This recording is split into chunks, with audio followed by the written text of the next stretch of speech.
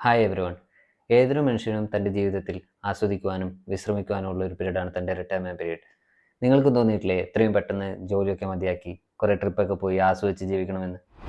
പക്ഷേ monthly salary ഇല്ലാതെ daily എക്സ്പെൻസസിനും മറ്റ് എമർജൻസി ആയിട്ടുള്ള ചിലവുകൾക്കും ഉള്ള പണം എങ്ങനെ ഉണ്ടാക്കണമെന്ന് എല്ലാവർക്കും ഒരു ഡൗട്ട് ഉണ്ടാകും. എന്നാൽ വ്യക്തമായ പ്ലാനിംഗ് ഉണ്ടെങ്കിൽ ഫിനാൻഷ്യൽ ഇൻഡിപെൻഡൻസും ഏർലി റിട്ടയർമെൻറ്റും പോസിബിളാണ്. ഫയർ അഥവാ financial independence and retire early എന്ന കൺസെപ്റ്റിനെ കുറിച്ചും അതെങ്ങനെ ഇംപ്ലിമെൻറ്റ് ചെയ്യാമെന്നും ഈ വീഡിയോയിലൂടെ കൂടുതൽ മനസ്സിലാക്കാം. ഫിനാൻസുമായി ബന്ധപ്പെട്ട കൂടുതൽ വീഡിയോസിനായി ഈ ചാനൽ സബ്സ്ക്രൈബ് ചെയ്യുക. പുതിയ വീഡിയോസ് നോട്ടിഫിക്കേഷനായി ലഭിക്കാൻ തൊട്ടടുത്തുള്ള ബെല്ലൈക്കൻ കൂടെ ക്ലിക്ക് ചെയ്യുക. വിക്കി റോബിൻ എഴുതിയ your money or your life എന്ന പുസ്തകത്തിലൂടെയാണ് ഫയർ കൺസെപ്റ്റിന് ഇത്രയും പോപ്പുലാരിറ്റി ലഭിക്കുന്നത്. എല്ലാവരും സ്വയം പര്യാപ്തരാകുക, ചുരുങ്ങിയ ചിലവിൽ ജീവിക്കുക, നമ്മുടെ സമയത്തിന് മുകളിൽ നമുക്ക് തന്നെ ഒരു കൺട്രോൾ ഉണ്ടാവുക, പിന്നെ 9 to 5 ജോബിൽ നിന്നും എങ്ങനെ പുറത്തു കടക്കാമെന്നും ഈ പുസ്തകത്തിൽ പറയുന്നു. ഇത്തരത്തിൽ ഫയർ അച്ചീവ് ചെയ്തിട്ട് മറ്റുള്ളവരിലേക്ക് എത്തിക്കാനായി യൂട്യൂബ് വീഡിയോ, പോഡ്കാസ്റ്റ്, ബ്ലോഗ് ഒക്കെ ചെയ്യുന്ന നിരവധി ആൾക്കാരുണ്ട്. വെസ്റ്റേൺ കൺട്രീസിലാണ് ഇത് കൂടുതൽ പോപ്പുലർ ആയിട്ടുള്ളത്. ഫയർ എന്ന കൺസെപ്റ്റ് ഇംപ്ലിമെൻറ്റ് ചെയ്യാൻ നമുക്ക് 2 പാർട്ടാണുള്ളത്. നമുക്ക് റിട്ടയർ ചെയ്യണമെങ്കിൽ വലിയൊരു എമൗണ്ട് റിട്ടയർമെൻറ്റ് കോർപ്പസ് ആയിട്ട് ആവശ്യമാണല്ലോ. അത് എത്രത്തോളം വേണമെന്നുള്ള കാൽക്കുലേഷനാണ് ഒന്നാമത്തെ പാർട്ട്. ആ ഒരു എമൗണ്ട് എങ്ങനെ ബിൽഡ് ചെയ്ത് കൊണ്ടുവരാൻ പറ്റും എന്നാണ് രണ്ടാമത്തെ പാർട്ട്. സപ്പോസ് നമ്മളൊരു എമൗണ്ട് മനസ്സിൽ കണ്ട് ഇൻവെസ്റ്റ് ചെയ്യുന്നു. സേ ഒരു എക്സാമ്പിൾ 2 crores. അത്രയും ഒരു എമൗണ്ട് നമ്മൾ ഒരു 50ാമത്തെ വയസ്സിൽ റിട്ടയർ ചെയ്യാനാകുമ്പോഴേക്കും ഉണ്ടാക്കിയെന്ന് കരുതുക. നമ്മുടെ പ്ലാൻ പോലെ 50ാമത്തെ വയസ്സിൽ റിട്ടയർ ചെയ്തു എന്നിരിക്കട്ടെ. ഒരു 7-8 വർഷം കഴിയുമ്പോഴേക്കും ചിലപ്പോൾ ഈ എമൗണ്ട് തീർന്നു പോവാം. അതായത് ഒരു 57-58 വയസ്സാകുമ്പോഴേക്കും നമ്മൾ ഉണ്ടാക്കി വെച്ച എമൗണ്ട് തീർന്നു പോവുകയും പിന്നീട് നമുക്ക് അധ്വാനിക്കാൻ പറ്റാത്ത ഒരു കാലത്ത് നമുക്ക് ജോലി ചെയ്ത് ജീവിക്കേണ്ടതായിട്ടും വരും. അപ്പോൾ നമ്മൾ ഇൻഫ്ലേഷൻ അഡ്ജസ്റ്റഡ് ആയിട്ട് എത്ര എമൗണ്ട് ബിൽഡ് ചെയ്യണമെന്നും എത്ര എമൗണ്ട് വെച്ച് ആനുവലി നമുക്ക് അതിൽ നിന്ന് വിഡ്രോ ചെയ്യാമെന്നും ഉള്ള കാൽക്കുലേഷനാണ് ഈ ഒരു പാർട്ട്. വില്യം പി ബെങ്കൻ എന്നൊരു ഫിനാൻഷ്യൽ അഡ്വൈസറാണ് 4% റൂൾ ആദ്യമായിട്ട് ഇൻട്രൊഡ്യൂസ് ചെയ്യുന്നത്.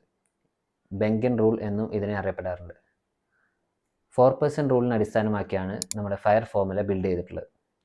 അതായത് നിങ്ങൾ ബിൽഡ് ചെയ്യുന്ന റിട്ടയർമെൻറ്റ് കോർപ്പസ് എമൗണ്ടിൽ നിന്നും എല്ലാ വർഷവും 4% വിഡ്രോ ചെയ്താൽ തന്നെ നിങ്ങളുടെ എമൗണ്ട് തീർന്നു പോകുമെന്ന് പേടിക്കേണ്ടതില്ല. നമുക്കൊരു എക്സാമ്പിൾ വെച്ച് ഇത് അനലൈസ് ചെയ്യാം. സപ്പോസ് നിങ്ങളൊരു 28 വയസ്സുള്ള ഒരാളാണെന്ന് വിചാരിക്കുക. നിങ്ങളുടെ മാസ ചെലവ് എന്ന് പറയുന്നത് 50,000 രൂപയാണ്.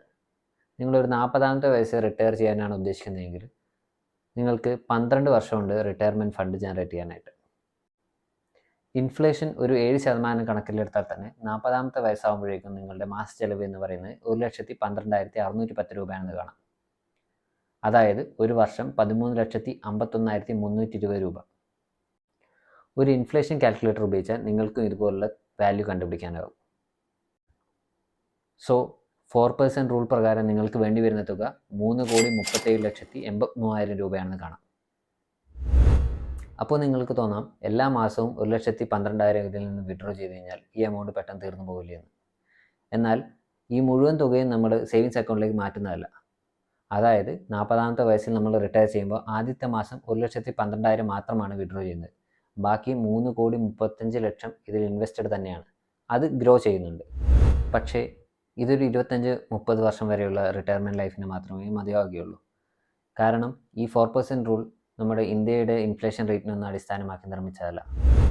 പിന്നെ ഇപ്പോഴത്തെ മെഡിക്കൽ ഡെവലപ്മെൻറ്റ്സ് ഒക്കെ കൺസിഡർ ചെയ്തുകൊണ്ട് നിങ്ങളൊരു 80-85 വയസ്സ് വരെ ജീവിക്കാനുള്ള ലൈഫ് എക്സ്പെക്റ്റൻസി ഉണ്ട് എന്നാണ് പല സ്റ്റഡീസും സൂചിപ്പിക്കുന്നത്. അതുകൊണ്ട് തന്നെ നിങ്ങളുടെ റിട്ടയർമെൻറ്റ് ലൈഫ് ജീവിക്കാൻ ആവശ്യമായ അത്രയും വർഷം മൾട്ടിപ്ലൈ ചെയ്തുകൊണ്ടുള്ള ഒരു നമ്പർ വേണം നിങ്ങളുടെ ഫയർ നമ്പറായിട്ട് കൺസിഡർ ചെയ്യാൻ. ഇപ്പോൾ നമുക്ക് എത്ര എമൗണ്ട് നമ്മുടെ റിട്ടയർമെൻറ്റ് കോർപ്പസ് ആയിട്ട് വേണമെന്നൊരു ഐഡിയ കിട്ടി. ഇനി നമുക്കിത് എങ്ങനെ ജനറേറ്റ് ചെയ്യാം എന്നാണ് നോക്കേണ്ടത്. അതിന് 3 പാർട്ടുകളാണുള്ളത്. ഒന്നാമത്തെ പാർട്ട് സേവിങ്സ്. നമ്മൾ ഒരു മാസം കിട്ടുന്ന വരുമാനത്തിൻ്റെ 50 മുതൽ 70% വരെ സേവ് ചെയ്ത് ഇൻവെസ്റ്റ് ചെയ്യണമെന്നാണ് പറയുന്നത്.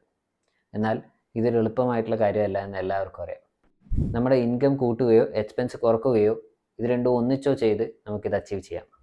സപ്പോസ് നമ്മുടെ നാട്ടിലൊരു 40,000 രൂപ ശമ്പളം കിട്ടുന്ന ഒരാൾക്ക് 20,000 രൂപ സേവ് ചെയ്യുക എന്ന് പറയുന്നത് പ്രോപ്പറായിട്ട് മാനേജ് ചെയ്താൽ ചിലപ്പോൾ സാധിക്കുന്നതായിരിക്കും. എന്നാൽ ഇതെപ്പോഴും നടക്കണമെന്നില്ല. അതുകൊണ്ട് തന്നെ നമ്മൾ നമ്മുടെ ഇൻകം കൂട്ടാനായിട്ട് ശ്രമിക്കുക. ഒന്നുകിൽ നമ്മുടെ ജോബിന് ആവശ്യമായ സ്കിൽസ് പഠിച്ചുകൊണ്ട് പ്രൊമോഷനോ പേ റൈസോ വാങ്ങിക്കാൻ ശ്രമിക്കുക. അതല്ലെങ്കിൽ multiple sources of income generate ചെയ്യാനായിട്ട് ശ്രമിക്കുക. രണ്ടാമത്തെ സ്റ്റെപ്പ് എന്ന് പറയുന്നത് സ്പെൻഡ് വൈസ്ലി. അതായത് നിങ്ങൾ ചിലവുകളെല്ലാം കട്ട് ചെയ്യണമെന്നല്ല ഇതുകൊണ്ട് ഉദ്ദേശിക്കുന്നത്, പകരം ചിലവുകൾ വിവേകത്തോടു കൂടി ചെയ്യണം എന്നാണ്. എന്താണ് നമുക്ക് അത്യാവശ്യമായ എക്സ്പെൻസുകൾ എന്ന് നമ്മൾ തിരിച്ചറിയണം. അതിനുവേണ്ടി പണം മുടക്കാൻ നമ്മൾ മടി കാണിക്കേണ്ടതില്ല. എന്നാൽ അതിൻ്റെ കൂടെ നമ്മൾ ചെയ്യുന്ന ഡിസ്ക്രിഷണറി എക്സ്പെൻസുകൾ നമ്മൾ കൃത്യമായി ട്രാക്ക് ചെയ്യണം. എന്താണ് ഡിസ്ക്രിഷണറി എക്സ്പെൻസസ്? നമ്മുടെ ഒരു ആഗ്രഹത്തിനോ സന്തോഷത്തിനോ ഒരു ഹെൽപ്പിനോ വേണ്ടിയുള്ള എന്തെങ്കിലും ചിലവുകളെയാണ് ഡിസ്ക്രിഷണറി എക്സ്പെൻസുകൾ എന്നുകൊണ്ട് ഉദ്ദേശിക്കുന്നത്. ഇതൊരിക്കലും വേണ്ട എന്നല്ല, പക്ഷേ കണ്ടിന്യൂസ് ആയിട്ട് ഇത്തരത്തിലുള്ള ചിലവുകൾ ഉണ്ടെങ്കിൽ നമ്മളിത് കുറച്ച് കൊണ്ടുവരേണ്ടതാണ്.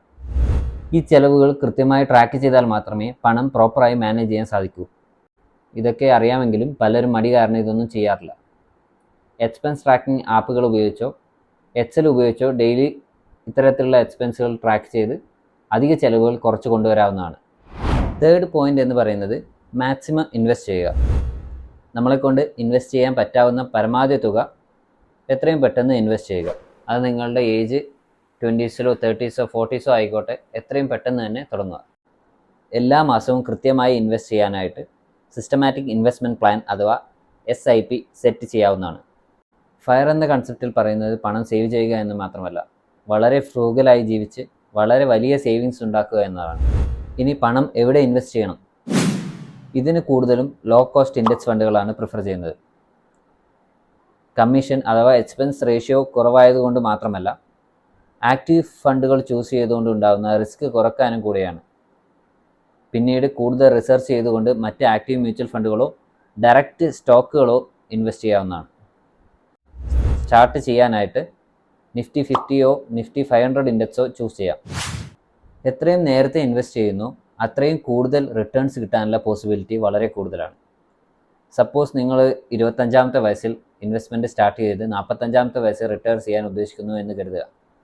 മന്ത്ലി 10,000 രൂപ വെച്ച് ഇൻവെസ്റ്റ് ചെയ്ത് കഴിഞ്ഞാൽ 45-ാമത്തെ വയസ്സിൽ റിട്ടയർ ചെയ്യുമ്പോൾ 1 കോടി രൂപയോളം ഇതുണ്ടാകും.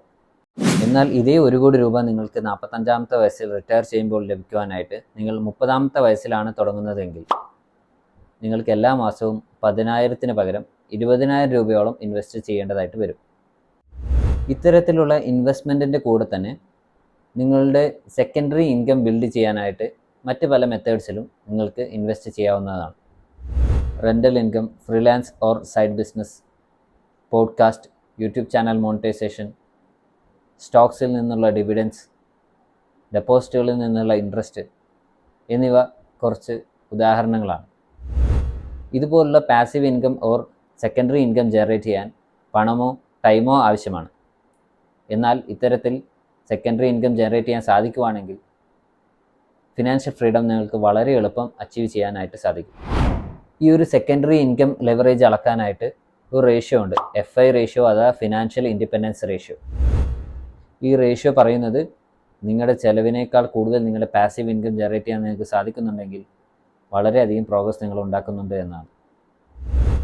ഈ ഫയർ കൺസെപ്റ്റ് നിങ്ങളെ പരിചയപ്പെടുത്തുക എന്നതാണ് ഞാൻ ഈ വീഡിയോയിലൂടെ ഉദ്ദേശിച്ചത്. ഇത് ഇതേപടി ഫോളോ ചെയ്യണമെന്നില്ല, എന്നാൽ എല്ലാവരും വളരെ കൺസിസ്റ്റൻ്റായിട്ട് ഇൻവെസ്റ്റ് ചെയ്താൽ ഫയർ അച്ചീവ് ചെയ്യാൻ സാധിക്കുന്നതാണ്. ഫിനാൻസുമായി ബന്ധപ്പെട്ട മറ്റൊരു വീഡിയോയിൽ കാണാം. Bye all.